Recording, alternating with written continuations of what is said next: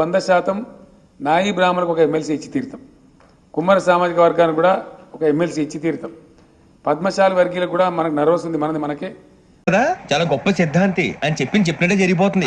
జరుగుతుంది అవన్నీ నమ్మే ఉంటే నీ ఫేస్ లాగే నువ్వు ఏదో కన్నాలేసుకు బతకాల్సి వస్తుందిరా. ఈ రోజు మనం పరిచయం చేసుకుంటున్న నాయకుడు విద్యార్థుల హక్కుల కోసం, న్యాయం కోసం, ప్రజల కోసం నిరంతరం పోరాడిన వారు.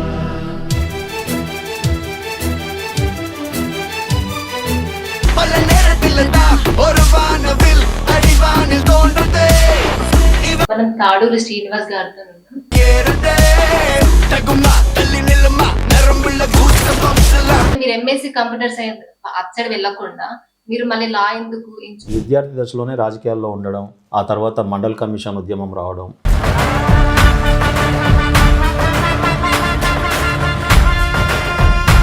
మా నాన్న దగ్గర చదువుకున్న వాళ్ళు ఎంతోమంది మినిస్టర్లు అయినారు, కార్పొరేటర్లు, కౌన్సిలర్లు, చైర్మన్.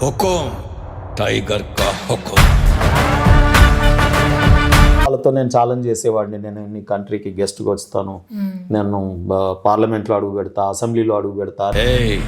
இங்கே நான் தான் கிங்கு, நான் வச்சதான் ரூல்ஸ். அந்த ரூல்ஸ் எனக்கு இஷ்டத்துக்கு அப்பப்போ மாற்றிட்டே இருப்பேன். పదే జెండాలు కడితేనో, పదే జైలు కొడితేనో, జెండాలు జైలుతోని ఎమ్మెల్యేలు కాము.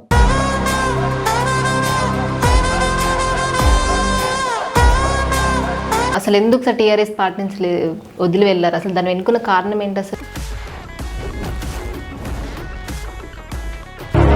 మేము మీకోసం జెండాలు కట్టాలి, జిందాబాదులు కొట్టాలి, కేసుల మీద వేసుకోవాలి, జైలుకి వెళ్ళాలి. కాంగ్రెస్ ప్రభుత్వంలో ఉంది, ప్రభుత్వంలోకి ఎవరు పోతారండి? దొంగలు పోతారు. ప్రభుత్వం ఉంది, 4 పనులు చేసుకుందామని. నాకు పనులు కాదు కదా, దేశం కోసం కష్టపడాలి, ఆ పార్టీ ద్వారా వచ్చే పదవుల ద్వారా ప్రజలకు సేవ చేయాలి.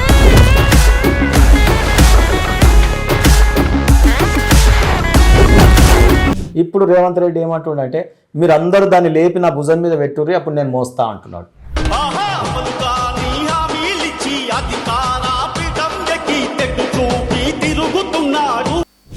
బీసీలకి తీరని అన్యాయం జరిగిందంటే కేసీఆర్. నుల్లి ఇయ్యాల చూపించుడు కాదు, బీసీలు మొత్తం యావత్ అయితే 50% ఉన్నాం, 60% ఉన్నాం నరకుడు కాదు.